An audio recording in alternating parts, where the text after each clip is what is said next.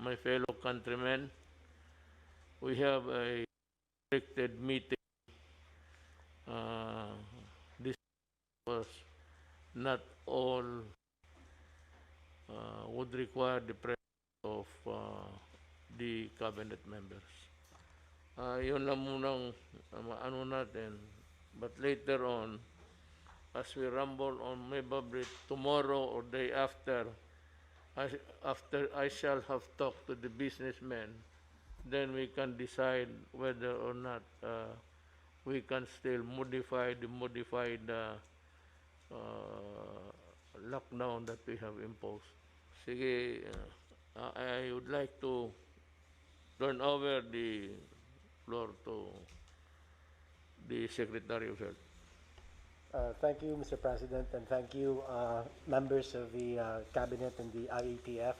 Mr. President, good evening, Mr. Senator, the Chair on Committee on Health. Allow me, Mr. President, to read the Resolution 46A that will highlight the different geographic areas under the recommended community quarantine status, Mr. President. Babasahin ko na lang po, Mr. President. Whereas on March 16, 2020, to prevent the sharp rise of COVID-19 cases in the country, the President placed the entirety of Luzon under enhanced community quarantine until April 14, 2020. Whereas on March 30, 2020, to develop a science-based approach in determining the risk-based classification of areas in the country, the Interagency Task Force convened a sub-technical working group tasked to develop the LGU Epidemic Response Framework and to define parameters in assessing recent developments in the Philippine COVID-19 situation. Whereas on April 3, 2020, the IATF finalized the parameters for deciding on the lifting or extension of the enhanced community quarantine in Luzon, which include trends on the COVID-19 epidemiological curve, the health capacity of the country, the social factors, the economic factors, as well as the security factors. Whereas on April 30, 2020, the Office of the Executive Secretary issued Executive Order Number 112 imposing an enhanced community quarantine in high-risk geographic areas of the Philippines and a general community quarantine in the rest of the country from May 1 to May 15, 2020, adopting the omnibus guidelines on the implementation thereof and for other purposes. Whereas on May 27, 2020, the IATF released an updated risk classification in all provinces, highly urbanized cities, and independent component cities in the country, placing localities under different classifications of community quarantine with the goal of balancing economic activity and public health. Whereas as of June 14, there is a total of 25,930 confirmed cases in the Philippines. Now, therefore, be it resolved, as it is hereby resolved, that the IATF approves the following. The recommendations of the IATF Screening and Validation Committee as amended are approved beginning 16th of June 2020. The community quarantine classification of provinces, highly urbanized cities, and independent component cities based on epidemic risk level, economic, social, and security considerations, and the appeals and commitment of local government units shall be adopted.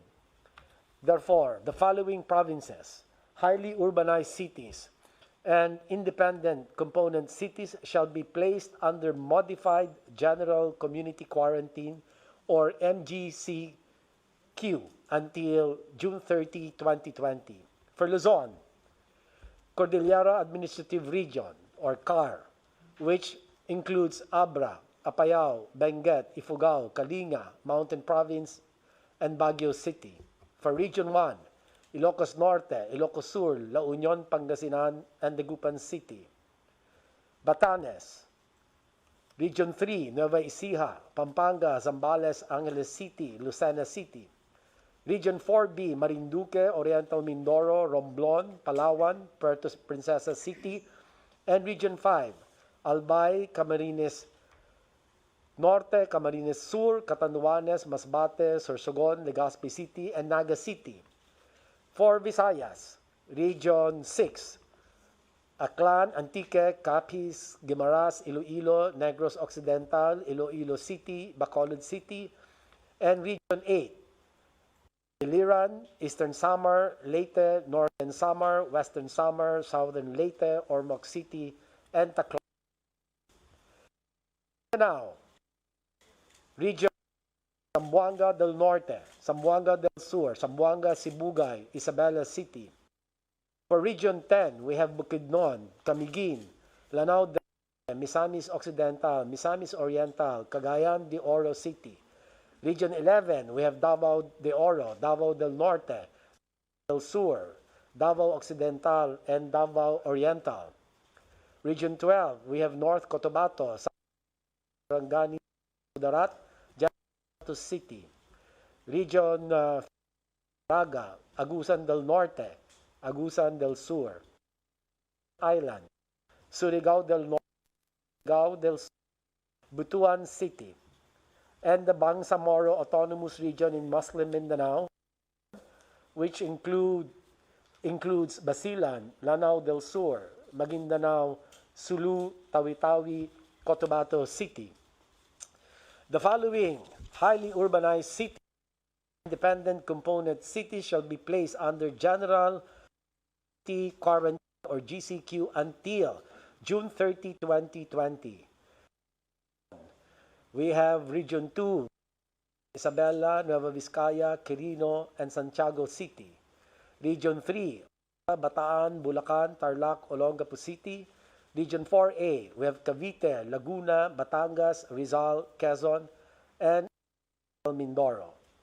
For Visayas, we have Region 7, All, Cebu, Negros Oriental, Siquijor, Mandaue City, Lapu-Lapu City. For Mindanao, we have Zamboanga City, Davao City. All cities of the National Capital Region, NCR, and the Municipality of Pateros shall be placed under GCQ until 30 June 2020. The NCR Regional Task Force RTF is hereby directed to monitor health system capacity and utilization rates across health facilities and ensure strict compliance to surveillance, isolation, treatment, and minimum health system standards.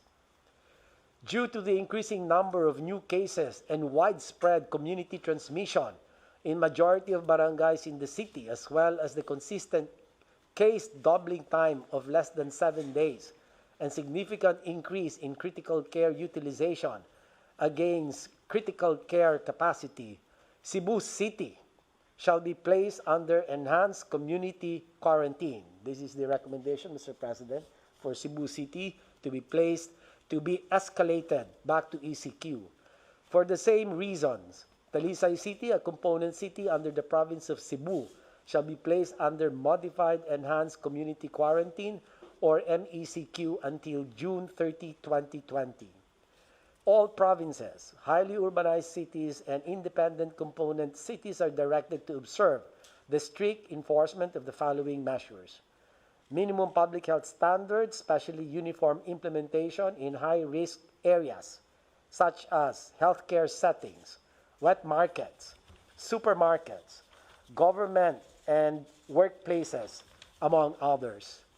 Localized community quarantine in priority critical areas with community transmission with concurrence of the RIATF. Immediate facility-based isolation of all returning citizens, suspect, and probable cases. Scaling up of local health system capacity, especially for community isolation and critical care, including dedicated mechanical ventilators, ICU, isolation and ward beds for COVID-19 cases. And last but not least, submission of complete and accurate data through COVID Kaya and DOH Data Collect. The regional COVID special teams, in cooperation with the regional task force, are directed to A. Oversee and assist surveillance monitoring and contact tracing of suspect and probable cases with full mobilization of composite teams in areas with continuous transmission. develop a ground operations plan to urgently execute control and public health measures in the next 2 weeks. Sir, Mr. President, this IATF has been approved during the 46th Interagency Task Force meeting today, as reflected in the minutes of the meeting held this 15th of June 2020 via video conference. So these are signed by the chair of IETF and the co-chair, Secretary Carlo Alexi B. Nograles. Thank you, Mr. President. We will talk about education, but the most pressing problem, or the most question, the question most asked is why is it that there is only a small drop in the tuition fees even with this new learning setup? You can answer that later, and you can have your own order of talking.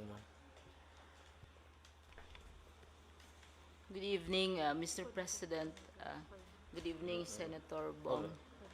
And good evening to my colleagues in the cabinet. Mr. President, we in DepEd are truly appreciative of this opportunity to brief you on the latest developments in education, because education is everyone's business, from the parents to the business people and of course our learners and our teachers. I would like to take up three items with you in my presentation. One is we'd like to share with you the latest enrollment data. Mr. President, we started enrollment period June 1 to 30 online.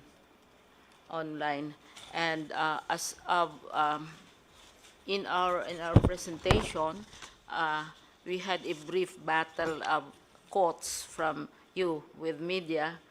Some parts of media would say the president says that you are like this, you are like that, and then I answer back with an exact quote of what you said during our last briefing with you last May 28.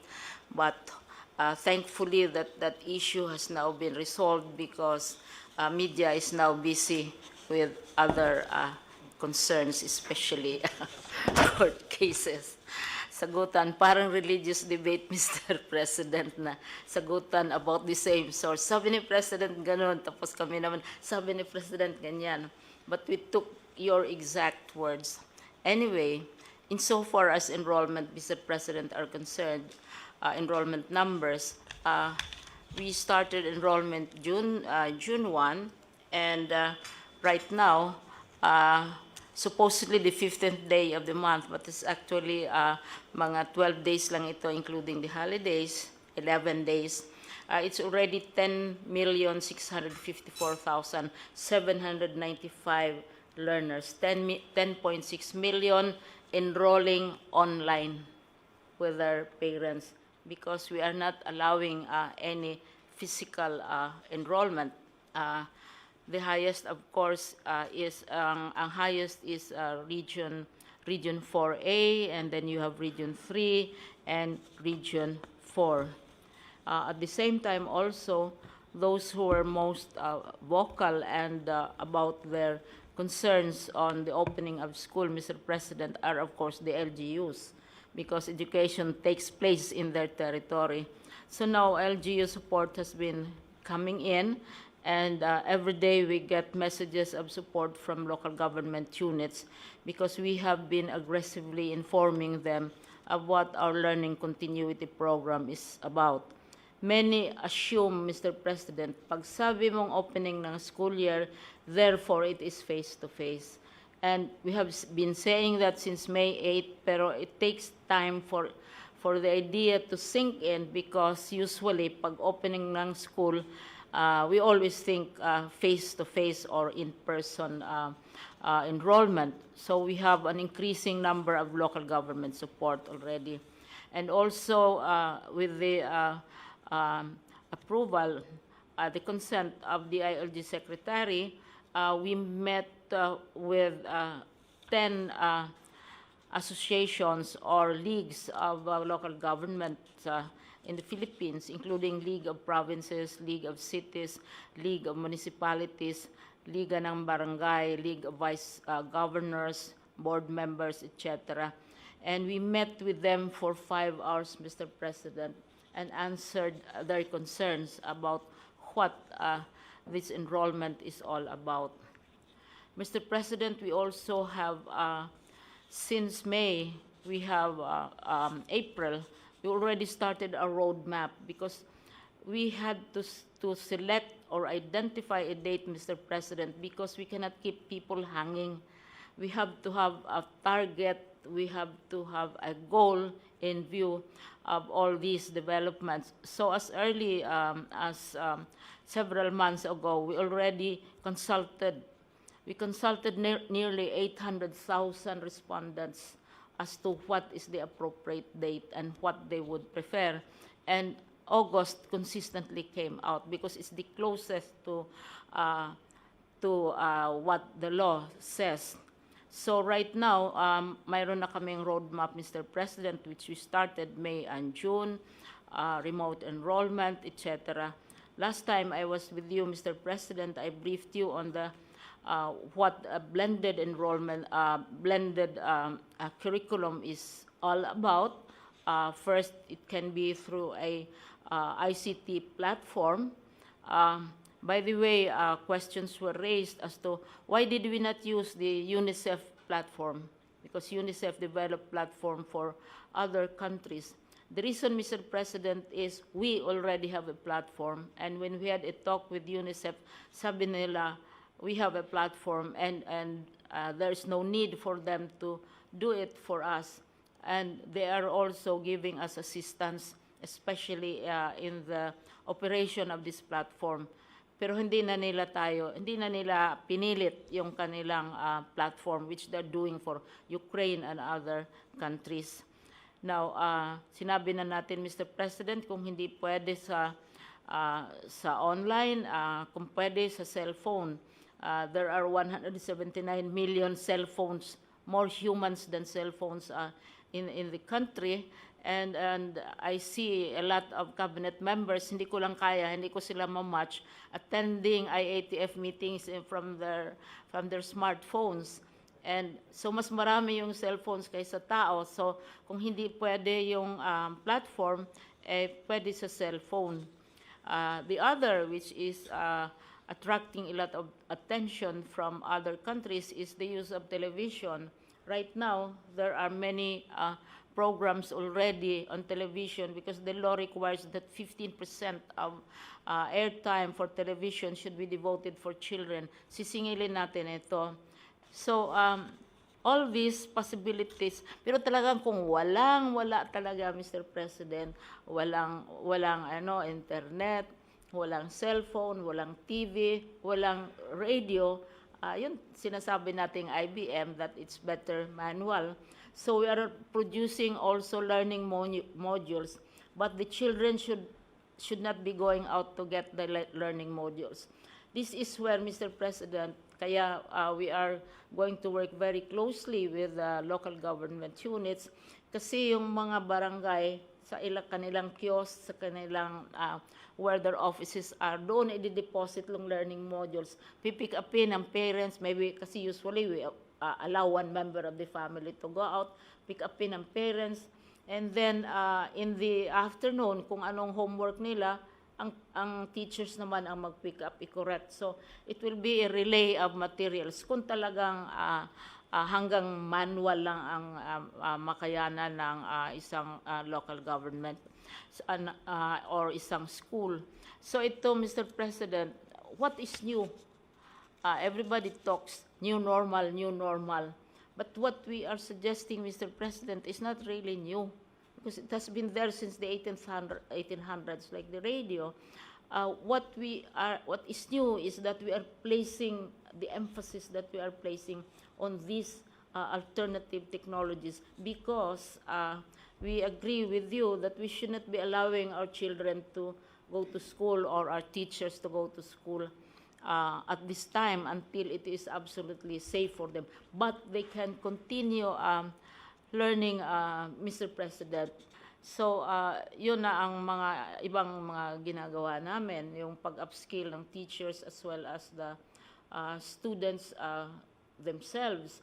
So, the next and the last, of course, is the financing part. This is where would really be seeking your support in matters where we need to we need equipment, or we have to we are negotiating with the two telcos, Mr. President, na ililibre nila yung paggamit ng kanilang facilities. I just talked with one of them. And at the regional level, the regional directors are also negotiating with the local radio stations na so that we can reduce the costs. So we hope, and what we are asking, Mr. President, is ang appeal namin to allow us to continue our preparations based on the roadmap, kasi target namin August 24, no face-to-face on August 24 opening, to allow us to continue our preparations, kasi nakabuelo na kami, Mr. President. If suddenly we pull to a stop, then baka madapa kami. Kasi we are moving very, very fast and I'm checking with the regional directors every other day. And we will be providing you with readiness updates. And lastly, Mr. President, I would like to end my brief, kasi nandito naman ang details which your staff can study in detail.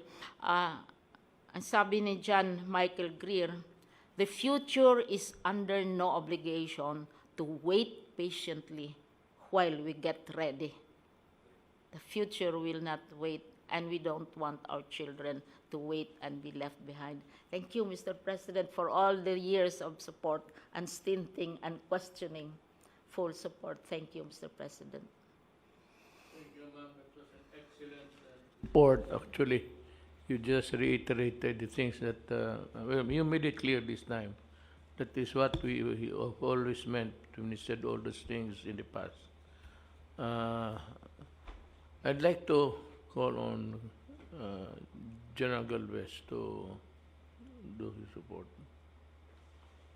Sir, we go around the Philippines, and we were able to visit Cebu, and also we look around on the different hospitals. Based on the report of Secretary Vince Dizon, he had a meeting this afternoon. We are all okay in terms of hospital occupancy. We are 30% in Metro Manila. But we have, I would like to report to the President na meron po tayong mga new cases sa Region 8. Meron po tayong 66 na new cases. It brought about by the LSIs, yung mga locally stranded individuals. Pagdating po doon, ay tinest po sila. Dahil po yung Region 8, meron na po tayong 2 testing center doon. Tinest po sila na PCR. At meron po silang nakuha na 66. Ganon din po ang nangyayari po sa Lanao, dahil din po sa LSIs, ay nagkaroon po sila ng new cases na 30. Yun po ang report ko po ngayon. And then, nung pagbisita po namin sa Cebu po, sir, 2 araw po kami doon, nakita po namin talaga na medyo tumataas po yung mga severe cases. Meaning, yung mga hospital, marami po na-admit na na-intubate. So karamihan po sa kanila, kahapon po may na-report po sila na sa ER, meron po na waiting for intubation, 8. And then bukas po magpapadala po kami ng mga ventilators. Ito po dinonate po ni Mr. Ramon Ang ng San Miguel Corporation. Tinanggap po namin ni SND more than 55 high flow nasal cannula. Ito po ay ginagamit po para sa oxygenation, at ito po ay isa sa magandang protocol na ginawa po ng PGH. So magpapadala po tayo sa Cebu ng 20 bukas po. Kasama po ang more or less mga 6,000 na PPE para po makatulong po doon sa Nag-usap po kami ni Sec Mike Dino, at kami po ay nagtutulungan para po maagapan yung sitwasyon po doon sa Cebu.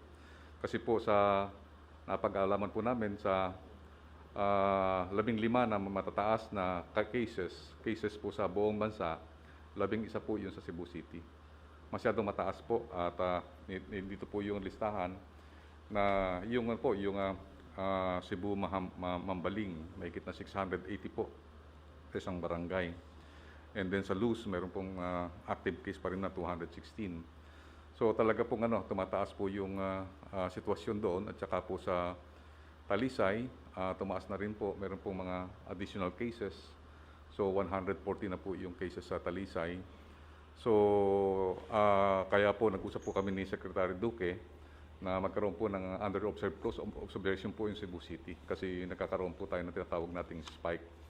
Kaya po nag-usap po kami na magpapadala rin po siya ng surveillance team this coming Wednesday at inapprove na po nating secretary yung po ng C295.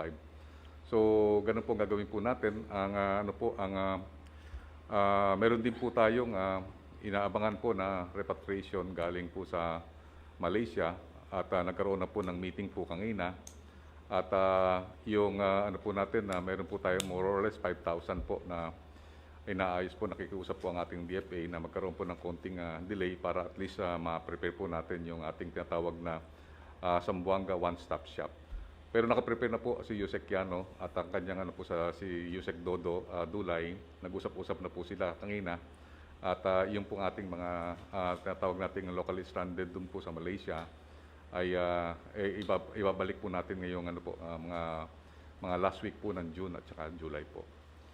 Yun lang po, mahal na Presidente, ang aking may report sa inyo ngayon. At ako po ipupunta rin po sa Region 4A dahil ang Region 4A po medyo nakita po natin hindi pa ho gano'ng nag-i-improve yung kanilang mga sitwasyon. At nung last time po, nanggaling rin po ako sa Region 3, maganda po ang sitwasyon sa Region 3. Mukhang nag-i-improve po yung sitwasyon ng mga different provinces. Yung Bulacan lang po ang medyo tumataas pa rin po yung sitwasyon. Pero sa lahat po ng sa Luzon, maganda po ang sitwasyon sa Luzon. Kaya po mga karamihan po nag-MGCQ na po lahat. At bago po ako matapos, happy birthday po Senator Bongo. Thank you for the narrative. Then go to General Anyo. It's your time. Magandang gabi po, Mr. President. Ang ating mga local government units, ang ating DILG field officers, Philippine National Police, BGMP at Bureau of Fire Protection ay handang-handa na muli sa bagong classification na inapruban ng ating Pangulo. Noong Sabado ng gabi ay nagkaroon kami ng pagpupulong sa mga mayors ng National Capital Region, kasama rin ang ibang miyembro ng IATF, kasama si Secretary Lorenzana, Secretary Duque, Secretary Galvez, Secretary Dizon. Dito ay napagkasundoan natin na ang ating National Capital Region na ngayon ay under GCQ pa rin ay magiging agresibo sa pagpapatupad ng barangay lockdown. Kasi kahit na napapalit natin yung mga namamatay, pero marami pa rin positive cases, mga bagong cases sa National Capital Region. Kaya ito ang pagkakataon hanggang June 30 na ma-implement mabuti ang General Community Quarantine. At ang ating atensyon na binibigyan ngayon ay ang Cebu City, ang Talisay, sapagkat nagkaroon talaga ng spike at iniisip ko na magdagdag pa ng mga additional na kapulisan dito sa Cebu City para siguradong may patupad ang ECQ. Sa mga cases naman po na iniulat natin, ito yung mga barangay officials at mga LGU officials na nagkaroon ng mga anomaly sa ating pagpapatupad ng Social Amelioration Program. Nakatanggap tayo ng mga complaints mula sa 452 complainants. At mula dito ay 649 suspects ang ating naimbestigahan. At out of this investigation, nakabuo tayo ng 250 cases. At ito ay hinandle ng CIDG. 139 cases ay naipile na po sa Fiscal Office at ang iba ay susunod pa rin. Ito ay tuloy-tuloy sapagkat ayon po sa inyong pag-uutos, kailangan managot ang mga local government officials na nag-corrupt, nag-aksaya, at nag-abuso sa pag-distribute ng SAP. Meron din pong 885 na private persons ang ating naaresto sa iba't ibang mga krimen katulad ng hoarding, profiteering, manipulation of prices. So ito po ay masasabi nating economic sabotage habang meron tayong pandemic.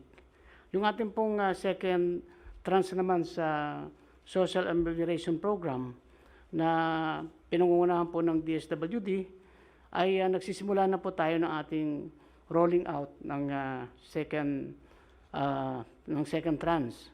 At ang maganda po rito ay pinagsama natin ang direct cash payment at saka electronic distribution.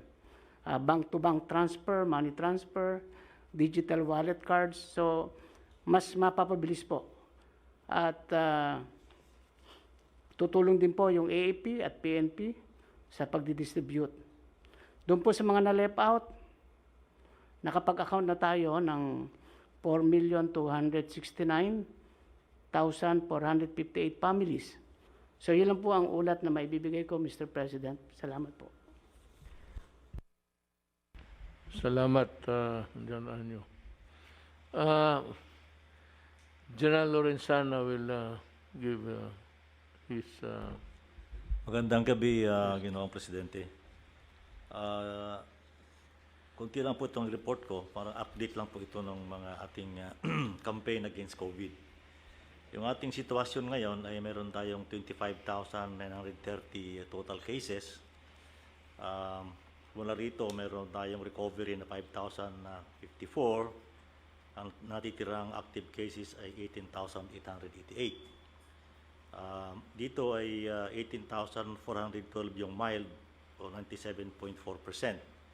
Asymptomatic 398. Yung critical ay 17 lang po, Mr. President. Ang ating mga namatay ay 1,088. Itong nakaraang 14 na araw ng Hunyo ay 10 lang kada araw ang namamatay. So, maganda po yung ating data. Dito naman po sa mga returning overseas Filipinos ay mula nung ito po ang total of 50,105 na yung ating na-repatriate sa kanilang mga probinsya. Mula 25 May hanggang June 14 ay meron tayong 41,000 na naibalik sa mga probinsya nila. Anong May 15 to 24 ay 8,922. So, ay, tuloy-tuloy pa rin po, Mr. President, yung ating pag-repatriate at pagtanggap na ng mga OFWs na galing sa ibang bansa. At ang target natin ay hindi dapat magtagal ng limang araw at sila ay may repatriate na. So, yung Clark nung isang linggo, itong nakaraang linggo, ay nakapag-repatriate sila ng mga OFWs na galing sa ibang bansa sa loob lamang po ng 3 araw. Yun lang po, Mr. President. Thank you. We will call now the Press Secretary to sum up all his report. Yes, sir. Maraming salamat, Mr. President. Ngayon po ay naaprubahan niyo na po ang recommended na mga klasifikasyon ng iba't ibang mga riyon at syudad dito po sa ating Pilipinas. Ang pinakamataas pong classification na ECQ ay may impose po sa syudad ng city. Ang modified ECQ po ay may impose sa Talisay City. Ang Metro Manila po, kasama po ang karamihan ng mga lugar po sa Central Luzon ay mapapabahagi po sa GCQ. Ito po ang Metro Manila sa Region 2, Region 3 at 4A. Sa Visayas po, ang mga nasa GCQ pa rin ay ang Region 7, kasamang Bohol, Province of Cebu, Negros Oriental, Siquijor, Mandawi City, Lapu-Lapu City, at sa Mindanao po ay Zamboanga City and Davao City. So ang pinagbasihan po ng ating IATF ay yung tinatawag na case doubling rate at saka yung critical care capacity po. At as explained po by our Secretary of Health, yung mga lugar po na binalik sa ECQ at sa MECQ ay masyado pa pong mataas ang case doubling rate at nasa danger zone din po ang kanilang critical care capacity. Ang ibig sabihin po nito, wala ho masyadong magbabago dito po sa Metro Manila at sa iba pang parte ng Luzon na nasa GCQ. Bagamat karamihan po ng probinsya natin ngayon sa buong Pilipinas ay nasa modified GCQ na. Ganun pa man din na Mr. President, meron pa rin po tayong mga community quarantine sa buong Pilipinas. Hindi pa po tapos ang banta ng COVID-19 dahil wala pa pong bakuna at wala pa pong sakit. At pinaalalahan po natin ang ating mga kababayan na habang wala pa pong bakuna at wala pang gamot, kinakailangan manatiling malusog, social distancing, wearing of mask, paghuhugas po ng kamay. Salamat po. That winds up our meeting for tonight. I suppose everything has been taken up. Everybody has had his chance to air his opinion and of course the corresponding rules that they had enforced. Mga kababayan ko, meron tayong isang tanong na gustong malaman ng halos lahat.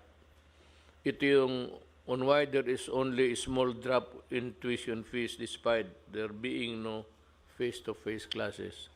Nasagot na ni ano yan, and they may come up with the expanded explanation to the press para malaman ng lahat. As announced, schools will open on August 24, but there is still no face-to-face sessions until we get a vaccine. Because ang iposta mo dyan, in your desire to resume classes, ang kapalit niyan is really, the COVID is still here. Nandyan pa yung, hindi lang pa umabot pa sa iyo. Instead, we will follow a blended learning approach. Part of this learning strategy is distance and online learning using communications technology and digital devices. Now, for the far-flung areas, meron siyang, yun nga ang kawawa dyan is yung may radyo sana, walang TV, walang cellphone, wala lahat. Ito yung mahirap na kung mayroon na lang sana silang radyo, pwede nang mabutit na namatay yung ingay. No? Sabi ito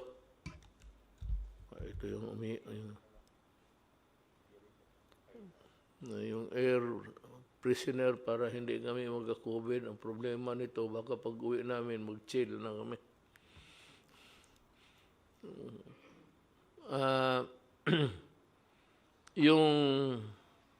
That is not the problem of the Department of Education. But the lack of communications or how to get through these students, baski radyo lang. Ang radyo ngayon is hindi naman mahal.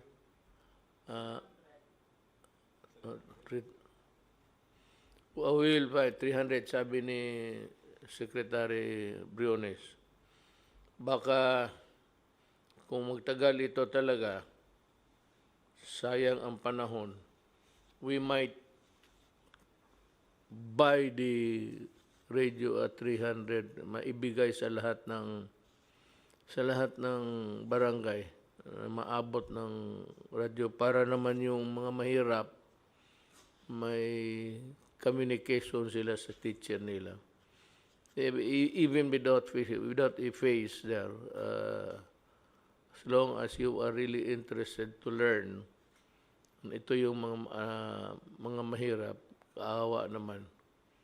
We will try to come up with something in the next few days. Maybe before the end of the week, I would be able to look for the money. Wala na tayong pera ngayon. I would look for the money to buy transistor radios to be distributed all throughout the country. We will try to do it. We might not be able to succeed to bring all of it to the barangay level, but we will try. I said, just give me until the end of the week. Ang the battle of sa COVID is not over. Sabi ko, nandyan pa yung germ na yan at hindi nawawala. Depende lang. Arami na. Dito ng ang tinatamaan, it's about 26. It's still, you know, I cannot say it's second wave because it is still increasing sa infected. Tapos ang namatay is 1,000. Although what is very heartening is the recovery, which is about 6,252.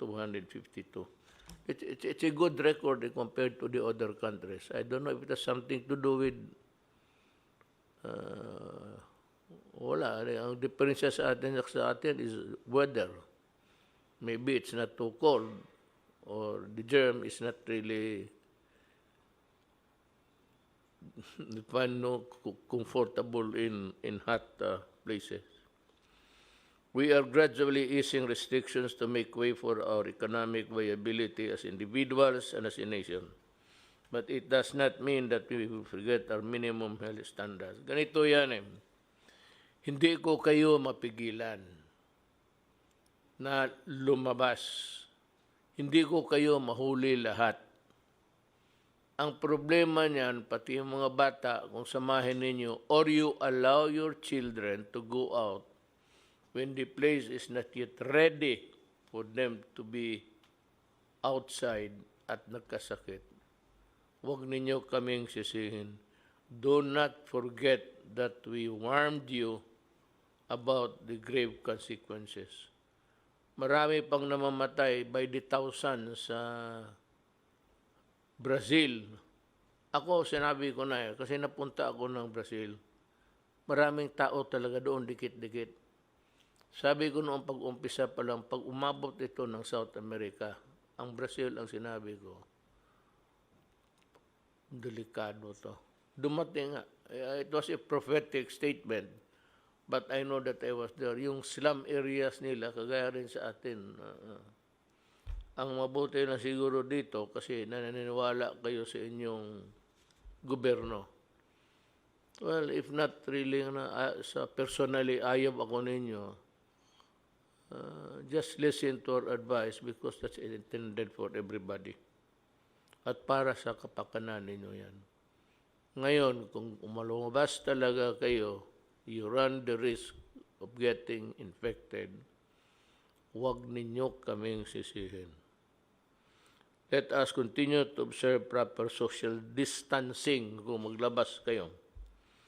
Yung distance, magpalayo ka lang. Kung nandito ka sa Paranaque, iwasan mo yung taga Quezon City. Ganun kalayo. Para wala. I'm joking. Nagpapatawa lang ako kasi inaantok na kami. Kanina pa kami dito eh. Frequent hand washing. Kung wala to alcohol, mura lang man ito. Or, you know, come to think of it really, maghugas ka lang ng kamay ng sabon. Yung ordinaryo lang na sabon, I do not have to mention the product, but yung sabon na panlaba, yung just on the safe side. Pag sabi niya, magsabi ka, kasing puti na nandamit ang kamay mo. yung may advertisement niyan. Mari, masyadong paputi ang labada mo. Hindi labada ho yan, kamay ko yan. Bear in mind that you have a part in our collective effort to prevail against the pandemic. Magkaisa talaga tayo dito. Kaya kung isa-isa tayo, wag tayo sumunod sa iba kasi yung iba, they're suffering. Especially those who declared na pwede nang lumabas when knowing all along na nandyan pa ang COVID, hindi pa nawawala. The only way to fight COVID is vaccine or yung maybe yung miracle pill that would kill, just as an antibiotic would kill a bacteria. But itong virus cannot be killed by antibiotic. Katawan mo talaga ang mag-produce ng antibodies. Now, there's a pill, I hope it's true, na parang lalaban. And it can maybe, sabi, kill the... yun ang maganda. Pag yun ang dumating, pag available na, mag-order na ako ng, then I will distribute it. I will personally supervise the distribution. Ako mismo, I will supervise the distribution of the whatever there is para to guarantee that everybody gets a fair share of the medicines and the medical care. With that, I would like to say daghang salamat sa inyong tanan.